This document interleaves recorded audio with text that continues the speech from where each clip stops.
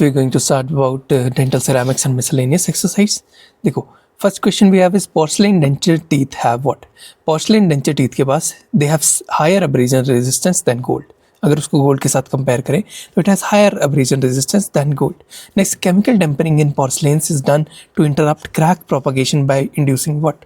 देखो, अगर हम केमिकल टेम्परिंग करते हैं in porcelain, it is done to interrupt the crack propagation by inducing residual compressive strength. Okay, by inducing residual compressive strength.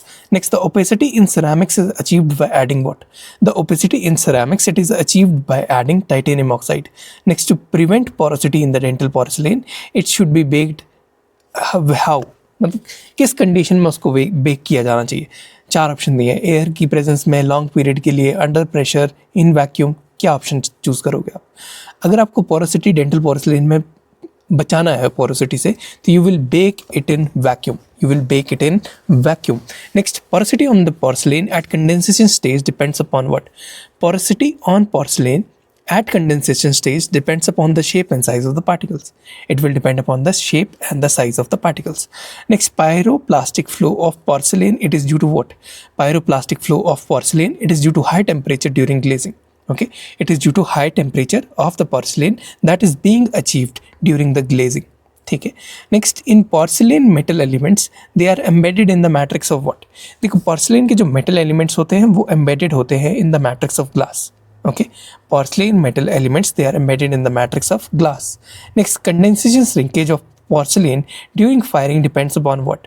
Condensation shrinkage of porcelain during firing, it depends upon the shape and the size of particles. It will depend upon the shape and the size of particles.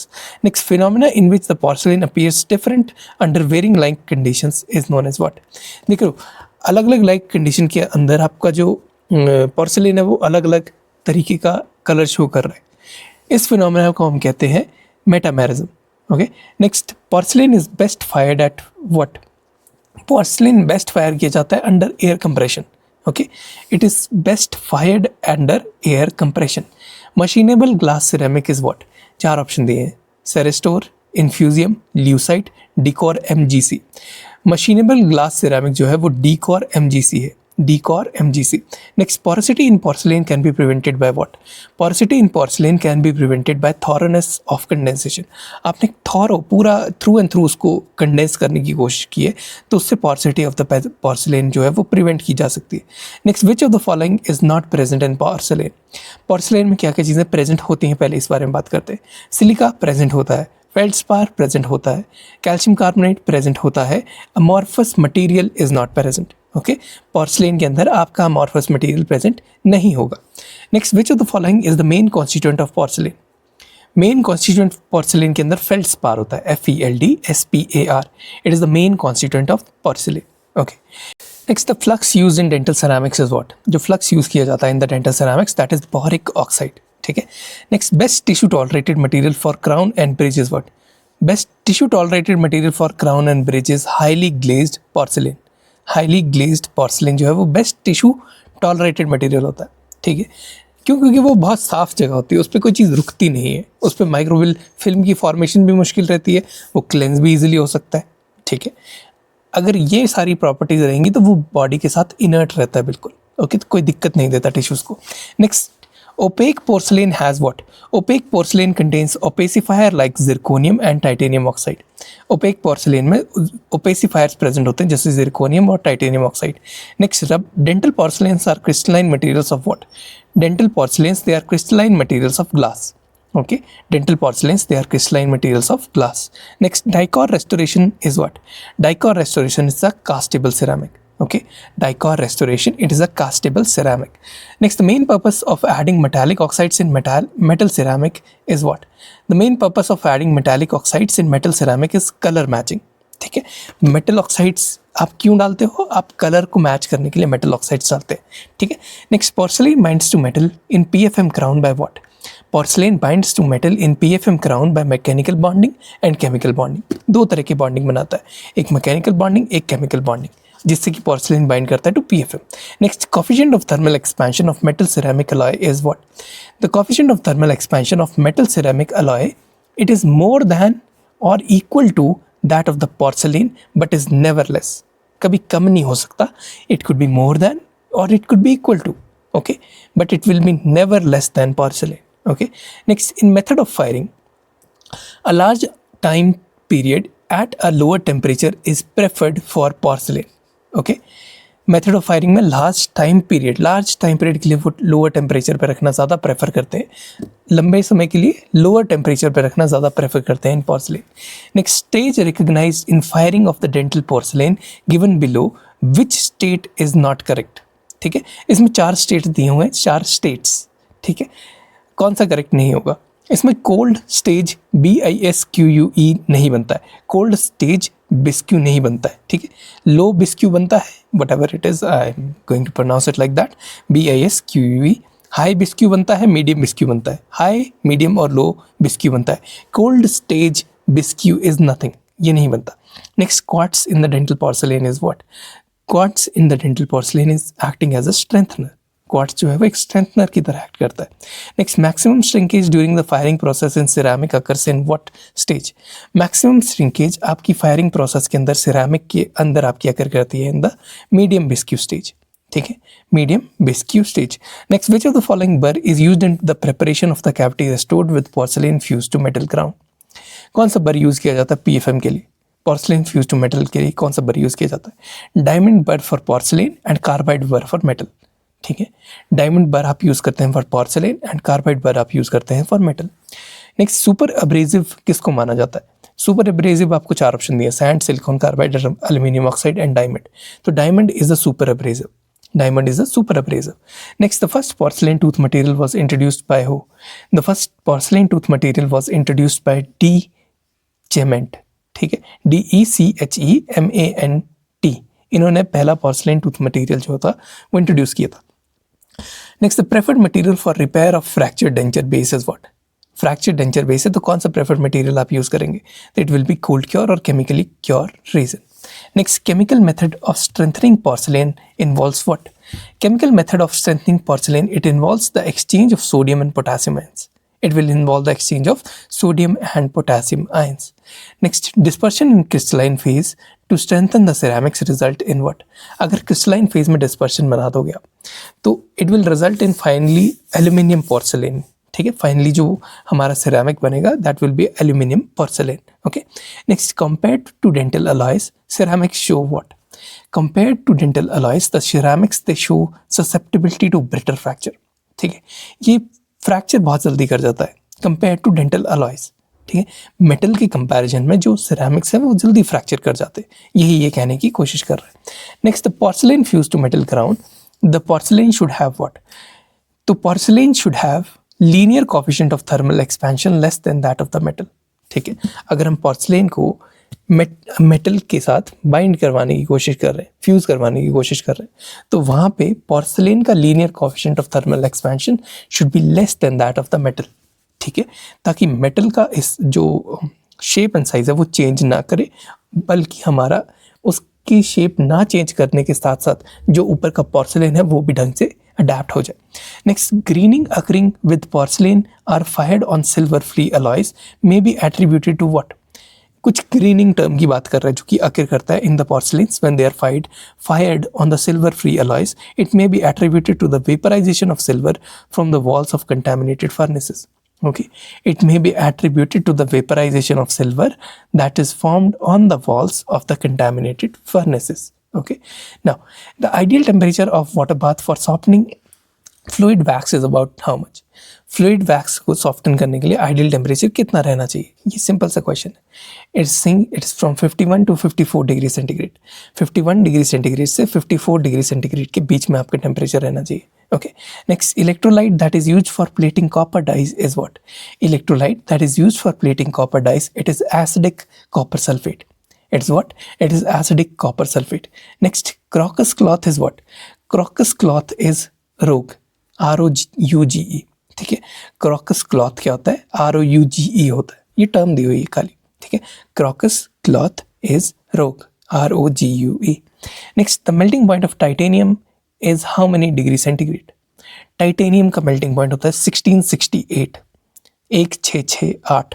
ठीक है, degree centigrade. This is the melting point of titanium. Next the most toxic form of mercury is what? दो तरह की forms of mercury सबसे ज़्यादा toxic होती है, that is methyl and ethyl mercury. Okay. Next, which of the following releases wavelength of energy? Single wavelength of energy पूछी इसने. चार एनर्जी सोर्सेज दिए आपको, चार लाइट सोर्सेज दिए, QTH, PAC, LED, argon lasers. ओके. तो इनमें से आर्गन लेजर जो होता है वो single wavelength of energy release करता है. Next, ceramics fired to metals are processed by what? Ceramics fired to metals, they are processed by sintering. Okay, ceramics fired to metals are processed by the process of sintering. Next, clogging of an abrasive wheel with debris causing reduction in the abrasive action is called as what? देखो, कोई abrasive wheel है, उसको आप regularly use कर रहे हो, तो उसके ऊपर सरफेस के ऊपर एक पूरी डस्ट बैठ चुकी है, या फिर जो हमारा मटेरियल जो हम काट रहे होते हैं वो बैठ चुका है. इस एक्शन को क्या बोलोगे आप? It is known as blinding of the wheel. ठीक है, this is known as blinding of the wheel. Next, when porcelain is baked against a metal it should possess what? When porcelain is baked against a metal it should possess linear coefficient of thermal expansion less than but that is close to that of the metal. ठीक है, linear coefficient of thermal expansion less than metal होना चाहिए, but that should be as close as to the metal, ताकि ये जो हम porcelain है इसको मेटल के साथ अच्छे से फ्यूज करवा सके. Next, major drawback of porcelain is what? The major drawback of porcelain is brittleness. ठीक है, सबसे बड़ा ड्रॉबैक रहता है पोर्सलेन का कि वो बहुत ज़्यादा ब्रिटल होता है, इसीलिए हमें मेटल उसके साथ देना पड़ता है अगर हमें फोर्स बेयरिंग एरियाज में कोई भी दांत लगाना है या फिर प्रोसेसेस देना है तो. Next, porcelain bonded to metal is strong when it is dash. Porcelain bonded to metal is strong when it is tempered after firing. ठीक है, जब उसकी टेम्परिंग करी जाती है after firing then it is strong. Next, lithium disilicate containing crystals in ceramic crown are what? Lithium disilicate containing crystals in ceramic crown are IPS Empress 2. चार option दिए थे, उसमें से नाम सेलेक्ट करना था. ठीक है, one is IPS Empress, second is Captek, third is Dicor and fourth is IPS Empress 2. तो lithium disilicate containing crystals in ceramic crown are IPS Empress 2. Next, shrink free ceramic is also known as what? Shrink free ceramic it is also known as Cerestore. ठीक है, CERESTORE is a shrink-free ceramic. Next, according to US FDA, the machine used for taking intraoral radiograph is classified as what? US FDA के हिसाब से जो machine हम इंट्राओरल radiograph लेने के लिए यूज़ करते हैं उसे क्लासीफाई किया जाता है under class 2. Next, regarding dispersion strengthening what is true? Dispersion strengthening के रिगार्डिंग जो स्टेटमेंट ट्रू है उसे टिक करना है. तो the crystalline phase works by hindering the crack of propagation. Okay, यही स्टेटमेंट ट्रू है इसकी. Regarding dispersion strengthening the crystalline phase works by hindering the crack propagation. ठीक है, क्रिस्टलाइन फेज तभी काम करता है जब आप क्रैक प्रोपगेशन को रोक देते हो, ओके, हिंडर कर देते हो. Alright. Next, the animal test to check the biocompatibility of dental material are all except what? Animal test कौन कौन से होते हैं biocompatibility of dental material को चेक करने के लिए? इसमें आता है Buhler test, implantation test, sensitization test. Buhler test, implantation test, sensitization test. ये तीनों animal test होते हैं to check the biocompatibility of the dental material. Okay. AIMS test नहीं होता, AMES test नहीं होता है. ठीक है. Next, which of the following is used for etching the porcelain? Porcelain को एच करने के लिए आप 9.6% हाइड्रोफ्लोरिक एसिड यूज करते हैं. ओके, कंसंट्रेशन याद रखनी है, 9.6% hydrofluoric acid for etching the porcelain. Alright. Next, what is true about fixed prostheses? Fixed prostheses में cement is the weakest phase in the fixed prostheses. जो आप सीमेंट यूज कर रहे हो वो वीकेस्ट फेज होता है इन द फिक्स्ड प्रोसेसेस. अगर प्रोसेसेस टूटेगी तो मैक्सिमम चांसेस ये रहते हैं कि प्रोसेसेस सीमेंट की माइक्रो लीकेज या फिर सीमेंट के कंटामिनेशन या फिर सीमेंट के ब्रेकेज की वजह से टूटेगी. ठीक है. Next, metallic oxides are added to porcelain to provide all except what? Metallic oxide जो होते हैं वो ऐड किए जाते हैं to the porcelain to improve the bonding, to impart the colour, for cosmetic reasons, ताकि आप कलर चेंज कर सकें, शेड मैच कर सकें, उसके लिए आप मेटालिक ऑक्साइड ऐड करते हैं. ठीक है, लेकिन मेटालिक ऑक्साइड्स स्ट्रेंथ प्रोवाइड नहीं करती. Metallic oxides will not provide strength to the porcelain. Next, which of the following is not a natural abrasive? Pumice is a natural abrasive. Tripoli is a natural abrasive. एक आर्कनसास stone जो होता है, जो हम Carborundum stone जैसे use करते हैं, that is a natural abrasive. Okay, लेकिन रोग ROUGE it is not a natural abrasive. रोग जो होता है वो क्रॉकस क्लॉथ होता है. ठीक है, रोग is a crocus cloth. It is not a natural abrasive. Next, enamel is permeable to what? Enamel is permeable to peroxidases, ठीक है। इनामल परऑक्सीडेजेस के लिए परमिएबल होता है। अगर आप हाइड्रोजन परऑक्साइड का माउथ वॉश देते हो पेशेंट को 2 हफ्तों के लिए, तो वो सेंसिटिविटी के साथ रिपोर्ट करना शुरू कर देगा, because enamel is permeable to peroxidases, ठीक है। It is not permeable to bacteria, it is not permeable to bacterial products, it is not permeable to viruses और रेट्रोवायरसेस, ठीक है। वो उसके सरफेस पे बैठ सकते हैं, उसके सरफेस को डिमिनरलाइज कर सकते हैं उसके बाय प्रोडक्ट्स, लेकिन वो परमिएट नहीं कर सकते। लेकिन peroxide can permeate the enamel. Okay. Next, for air blasting of ceramic veneer, the particle size of alumina used should be how much? Air blasting of ceramic veneer, the particle size of alumina, it should be 50 micrometer. ठीक है, 50 micrometer तक का particle size होना चाहिए। Next, incorrect regarding boric oxide is incorporated in ceramics, it is increase viscosity of metal, ठीक है, कि ये गलत स्टेटमेंट है, ठीक है। अगर आप बोरिक ऑक्साइड को इनकॉपरेट करते हो इनटू द सिरेमिक, तो वो इंक्रीज विस्कोसिटी ऑफ मेटल करवा देगा, ये गलत स्टेटमेंट है। क्या क्या सही स्टेटमेंट रहती है? It forms the glass phase, पहली चीज ये फॉर्म करता है glass phase. It forms a separate lattice interspersed with silica, forms a separate lattice interspersed with silica. It strengthens the surrounding structures, ठीक है। बोरिक ऑक्साइड जो है स्ट्रेंथन करता है सराउंडिंग स्ट्रक्चर्स को, एक सेपरेट लैटिस बनाता है जो कि इंटरस्पर्स्ड होता है with the silica.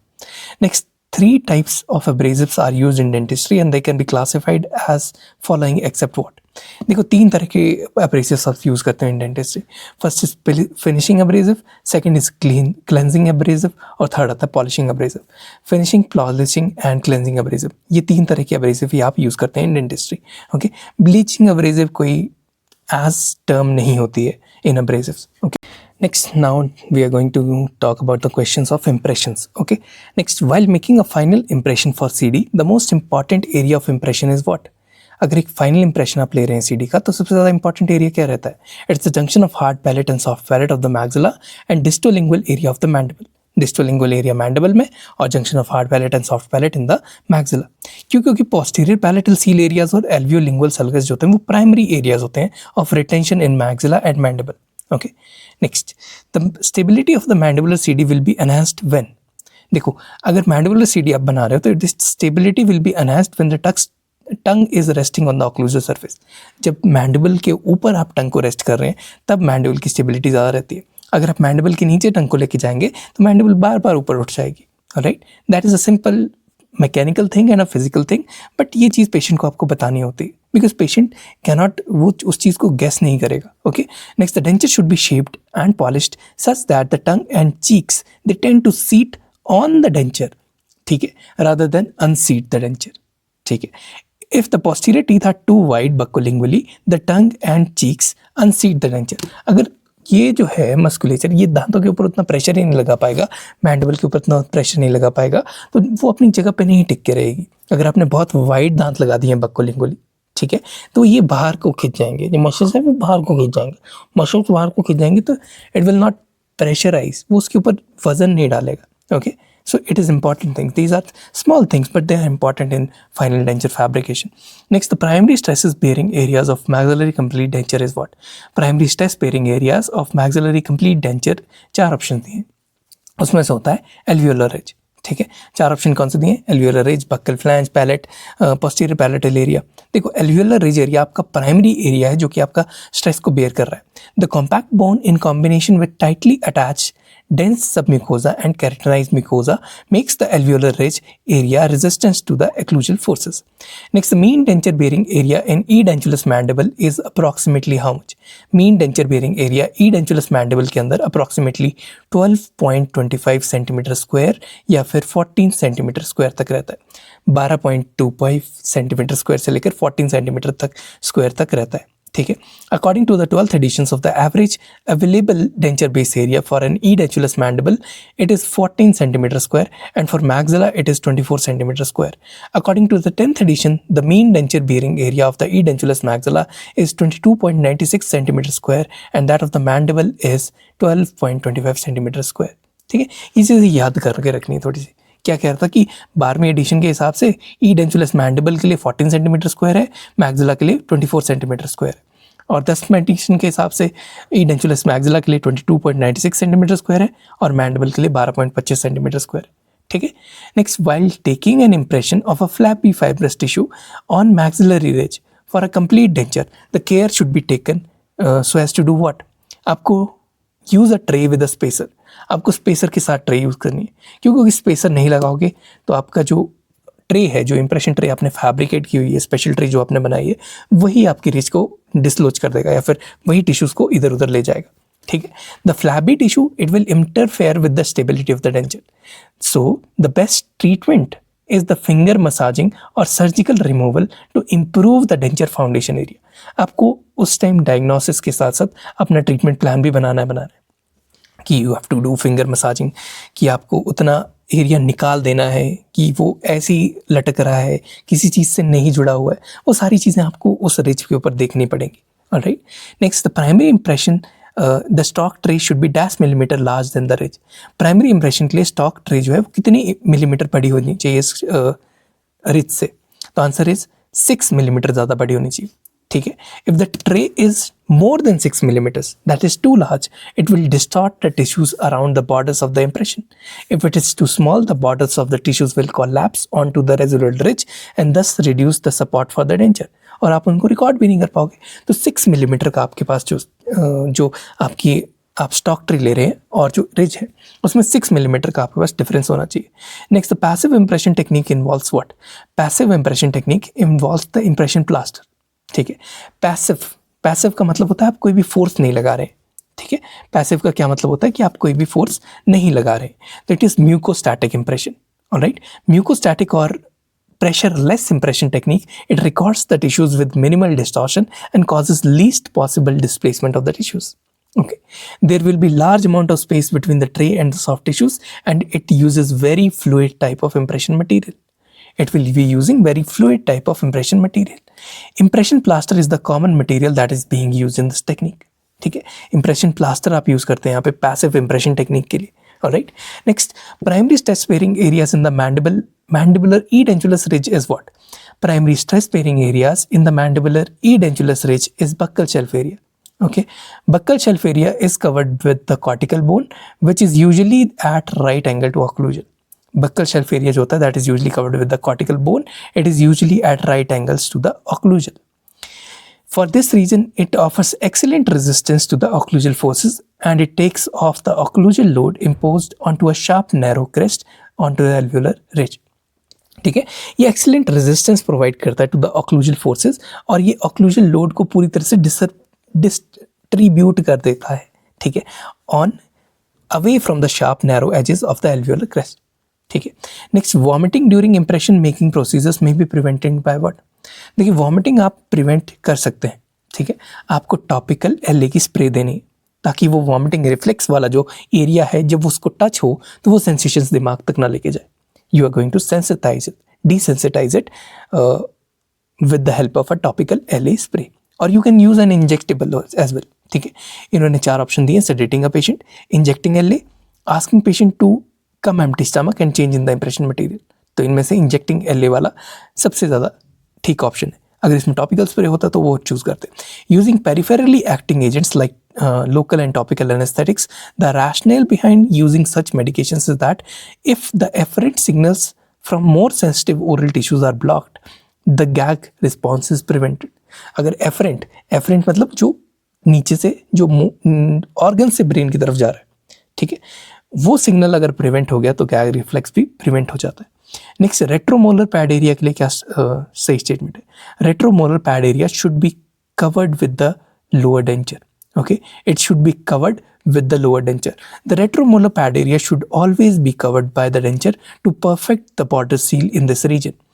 This area contains glandular tissue and fibers of temporalis tendon. Along with this, we have buccinator superior pharyngeal constrictor and pterygomandibular raphe. All these limiting structures prevent the placement of extra pressure on the retromolar pad during impression procedures. ठीक है? That is why it should be covered by lower denture completely. Next, which of the following materials is carried in a custom tray?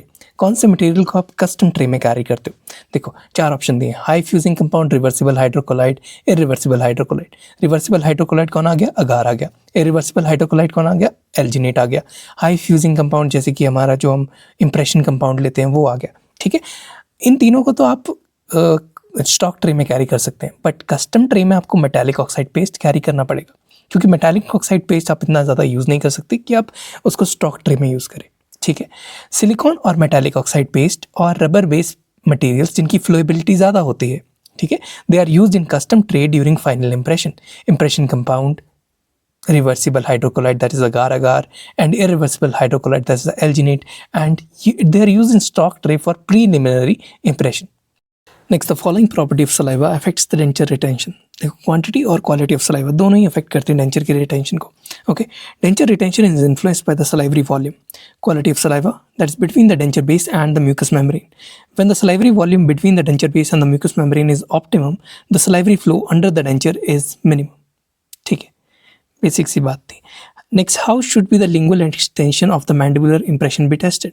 आप lingual extension mandibular impression में कैसे test करेंगे? By functional movements of the tongue. आप functional movement को टंग को बाहर निकलवाएंगे, right left लेके जाएंगे, उससे आप लिंगुअली कितना इंप्रेशन आपका आया ढंग से, ठीक है, लिंगुअल एक्सटेंशन कितना उसको चेक कर सकते हैं मैंडिबुलर में। Without recording the functional width and depth of the lingual sulcus, a stable retentive denture can not be constructed, okay. The borders of the custom tray were checked for stability by the functional movements of the tongue. Next, the relationship of the denture base that resists the dislodgement of denture in the horizontal direction, it is known as what? It is known as stability, ठीक है। The relationship of the denture base that resists the dislodgement of denture in the horizontal direction, horizontal direction में जो displacement है उसको रोक रहा है, that is known as stability. According to GPT-9, stability in the complete denture is defined as the resistance of a denture to movement on its tissue foundation, specially to lateral horizontal forces as oppose to vertical displacement. Next, denture bearing of the ridge is what? Denture bearing area of the ridge is keratinised epithelium, ठीक है। Denture bearing area जो ridge का बना होता है that is made up of keratinised epithelium. The rigid mucosa tightly bound to the underlying bone in the attached gingiva and the hard palate, it is known as masticatory mucosa, ठीक है। The type of epithelium that is covering these surfaces are keratinized and sometimes parakeratinized epitheliums. Parakeratinized stratified squamous epithelium, which provides the masticatory mucosa and its capacity to better support the stress upon which it is subjected during mastication. Next, the thickness of spacer that is used in special tray should be how much? जो spacer आप use करते हैं in the special tray that should be 1.0 millimeter thick. Wax spacer approximately 1 millimeter thickness. It is used to provide space in the tray for final impression material and allows the tray to be properly positioned in the mouth during bottom molding procedures. Base plate wax cover करती है posterior palatal seal area को, ठीक है। Base plate wax cover करती है posterior palatal seal area को और wax spacer जो है वो 1 मिलीमीटर की थिकनेस का आप देते हो। Next, the main purpose of covering the retromolar pad area is what? Main purpose of covering retromolar pad area is retention. The retromolar pad area, it provides retention, stability and support. The main objective is however retention, ठीक है। Retromolar pad area जो होता है it gives peripheral seal of lower denture, ये peripheral seal provide करता है to the lower denture. It gives distal extension limit, it gives the height of occlusion plane and it relieves the area since it contains 3 muscles and aids in stability of denture. दो the retromolar pad area provides stability, support and retention. The main objective of covering is it, मतलब जो main objective उसको cover करने का है that is retention, ठीक है। Next, selective pressure impression technique is indicated in what? Selective pressure impression technique is indicated in firm and healthy mucosal coverings over the ridge, ठीक है।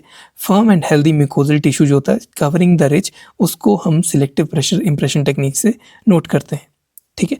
बाकी जो हमारी फ्लैबी रिजेस होती हैं, नाइफ एज रिजेस होती हैं, या जिसमें मूवेबल म्यूकोजा है या फिर शार्प बोनी स्पीक्यूल्स प्रेजेंट होते हैं, तो उनको हम म्यूकोस्टैटिक टेक्निक से ही रिकॉर्ड करते हैं ताकि वो दबे ना, ठीक है। अगर उसको हम जरा भी म्यूको कंप्रेसिव टेक्निक से रिकॉर्ड करेंगे तो वो धीरे धीरे क्या करता है कि वहाँ पे या तो कोई ना कोई डेंचर इंस्टेबल हो जाएगा या फिर अगर स्पिक्यूल प्रेजेंट है तो वहाँ पेन होगी पेशेंट को, जो वो उसको पहनेगा, डेंचर को पहनेगा। Next, an important factor that aids in stability of complete denture is what? Important factor that aids in stability of complete denture is harmonious occlusion, ठीक है। Harmonious occlusion, balance occlusion in which the teeth are placed in the neutral zone without any premature contacts help in the stability of denture, okay. Balance occlusion जिसमें कि teeth को हम neutral zone में रखते हैं without any pre mature contact, वो stability में help करवाता है। जब साइड टू साइड मूवमेंट करवाया गया, पेशेंट इंटरलॉक जब करता है तो उससे डेंचर जो है वो डिसलॉज नहीं होता है, इसीलिए हम उसको बैलेंस ऑक्लूजन रखते हैं। Next, which of the following is not important for primary impression? Primary impression में आप रिटेंशन देखते हो, स्टेबिलिटी देखते हो, एस्थेटिक्स देखते हो, ठीक है, लेकिन आप फोनेटिक्स चेक नहीं करते in the primary impression. The objectives of primary impression making are support, stability, retention, aesthetics and preserving the residual remaining ridges. ठीक है, रेजिडुअल रिमेनिंग ridges जो है उनको प्रिजर्व करना, ये हमारे प्राइमरी इंप्रेशन की चीज़ आ जाती है. Next, atmospheric pressure as a factor of retention is effective only in what? Atmospheric pressure as a factor of retention is effective only if adequate peripheral seal is present. ठीक है, atmospheric pressure only operates by the way of pressure difference, that is beneath the denture there must be a lower pressure. ठीक है, denture के नीचे lower pressure होना चाहिए, and the full effect could be felt if there were vacuum peripheral seal present there. ठीक है, assuming that the vacuum could be generated by virtue of pull being applied that tend to increase the volume between the denture base and the tissue beneath. मतलब एक physics वाली बात आ गई कि नीचे lower pressure है डेंचर के नीचे, तो जब वो खींचेगा तो वो ज़्यादा प्रेशर की वजह से ऊपर चिपका रहेगा. ठीक है, नीचे ज़्यादा प्रेशर होने की वजह से जो लो प्रेशर वाला हिस्सा है वहाँ पे वो चिपका रहेगा डेंचर. यही मेन उसका फिजिक्स का हिस्सा है. The requirement would be for a seal to be maintained around some area that is to be lowered in the pressure that is to be sustained. The retention is thus generated is an emergent property. जो retention ऐसे निकलती है, that's an emergent property arising only because of the pull and consequent displacement. Next, a 70-year-old female non-smoker with diabetes and edentulous from 6 months came for rehabilitation of a denture. She started with the treatment of CD, and during her impression making she was unable to resist the procedure due to extreme gagging बहुत ज़्यादा हो रही है. Now what is the best appointed method अगर उसमें आपको ढंग से उसका इंप्रेशन लेना है तो उसमें आप मार्बल टेक्निक यूज़ करते हैं. मार्बल टेक्निक, ओके, चार टेक्निक्स का नाम दिया, marble technique, sandwich technique, pin hole impression, Levy's method of gag technique. Marble technique आप इसमें यूज़ करते हैं. Okay, Lee Singer developed a technique in which before the treatment patients were asked to keep 4 to 5 marbles in their mouth for about a week. ठीक है, marble मुंह में hold करके रखने की थोड़ी सी आदत डालनी है उनको. ठीक है, फिर उसको बाहर निकाल देना मार्बल्स को. Following this they were given teethless acrylic training base plates and were asked to keep 2 to 3 marbles along with the base plates. Okay, the dentures were fabricated in a small acrylic bead on the lingual aspect which is kept the tongue anteriorly positioned. ठीक है, denture जो fabricate किए होते थे उसमें आगे एक small acrylic Beed लगाते थे. एक्राइलिक बीड पे हम टंग को रेस्ट करवाते थे. ठीक है, इस मेथड से धीरे धीरे गैग के लिए उसकी जो टेंडेंसी है गैग की वो कम करी जाती थी. ठीक है, फॉरेन मटेरियल की वजह से गैग आ रहा है पेशेंट को, उसके लिए उसको सेंसिटाइज कर रहे हैं, पहले से धीरे धीरे आदत डाल रहे हैं ताकि इंप्रेशन के दिन वो गैग कम से कम आए. Next, if a complete denture patient have a genial tubercle at the level of crest of mandibular ridge, the denture base should do what? The denture base should cover them and relief must be provided at the genial tubercle area. ठीक है, the impression procedures they are to be carefully conducted, especially in the lingual border of mandible में उसको carefully देख करना चाहिए. The denture borders are to be relieved with the relief on the tubercles that is given to avoid pain, to avoid dislodgement of the denture and other complications. Next, the masseteric notch in the distobuccal corners of the mandibular denture is due to what? Masseteric notch in the distobuccal corners of the mandibular dentures, it is due to the action of masseter on buccinator. It is due to the action of masseter on buccinator. When the masseter contracts, it pushes inwards against the buccinator, producing a bulge into the mouth. This bulge can be recorded only when the masseter contracts. जब masseter contract करता है तो एक bulge को आप record कर सकते हो. bulge ऐसा दिखाई देता है. Okay, this is the bulge that you are going to record. All right. Now, it can be reproduced as a notch into a denture flange and it is called as masseteric notch on the denture. Next, the lingual extension of the lower border of denture is limited by all of the following except what? देखो, lingual extension mylohyoid muscle से limited होता है, origin of genioglossus से limited होता है, sublingual salivary gland से limited होता है, but it is not limited by modiolus. Okay, दोनों हमारे पास जो ऑप्शन है origin of genioglossus and sublingual salivary gland वो लिमिट करते हैं डेंचर को in the anterior region. Mylohyoid muscle जो है लिमिट करता है डेंचर के जो एक्सटेंशन है into the molar region. and the distalmost part of the denture on the lingual surface is influenced by palatoglossus. distalmost part जो है mandibular denture में वो influence होता है by palatoglossus and superior constrictor muscle, ठीक है, लेकिन modulus इसमें कोई भी रोल प्ले नहीं करता है. Next, the impression technique is used for what. ये जो इम्प्रेशन टेक्निक दिखाई गई है, it is used for what. Okay, it is used for flabby tissues, ठीक है. Flabby ridges can be successfully be treated with the proper prosthodontic approach, either alone or in interdisciplinary combination with a surgery. Window technique is one such technique that is used to make impressions with the flabby ridge. इसमें आपको आगे जो green colour का दिखाई दे रहा है, जो कि लाइट ग्रीन कलर का दिखाई दे रहा है, यहाँ पे एक विंडो बना देते हैं हम आगे, ठीक है, ताकि जो फ्लैबी रिज है उसके नीचे हम ड्यूअल इंप्रेशन ले सकें. Next, we are going to start about acrylics. First acrylic replacement for vulcanite as denture-based material was given by who? तो आंसर है वर्टोनाइट, ठीक है. Celluloid became popular as the denture-based material. However, the first acrylic replacement for vulcanite as a denture-based material was Vernonite use किया जाता था in 1936, ठीक है. Next, a Saroj 65-year ex-headmistress with a crisp personality has been wearing dentures for the last 15 years and has changed it thrice. She is intelligent, appreciative. However, she is unsatisfied with her previous denture, so that they were not be able to please her with the denture जो नया बनाया अभी. She was willing to get a new pair of complete denture. What category of mental classification will you say Saroj belongs to? Saroj is belonging to exacting classification. Exacting classification वाले जो patients होते हैं वो precise होते हैं, above average इनकी intelligence होती है. They are concerned with their dress and appearance. They are usually dissatisfied by their previous treatment and they do not have confidence in the dentist. It is very difficult to satisfy them. But once they are satisfied by your treatment, they will be, वो आपकी सारी जगह तारीफ कर देंगे, ऐसे patient होते हैं. Next, Dr. Mishra, a 70-year-old man who has got his teeth removed few months back and wants a replacement. He promptly states that his needs is actually a natural form of tooth of an exacting nature and is accustomed to the giving directions and is inclined to tell the intern how to proceed with the denture therapy. जो doctor है वो खुद बता रहा है मेरे को कैसे कैसे दांत बना के दे रहा है. How should you manage this case? देखो, patients of this type must be handled firmly. Okay, obsessive और एग्जैक्टिंग नेचर वाले पेशेंट होते हैं. These persons are naturally of an exacting nature and they are accustomed to giving directions to others. They state that they want something और उनको वही चाहिए होती है, ठीक है. They incline the dentist how to proceed. The patients of this type must be handled firmly. He should be told tactfully at the outset that they would not be allowed to direct the denture construction. Only जो बंदा कर रहा है काम उसको करने दो जैसे भी करना है, ठीक है. आप बताओ कैसे करना चाहिए, लेकिन आप पूरी तरह से डायरेक्ट नहीं कर सकते मुझे. A 56-year-old CD patient complains of instability of dentures. Upon examining her muscle tone, it was noticed that she had class 2 muscle tone. What is the quality of function and tone of jaw muscles in this case?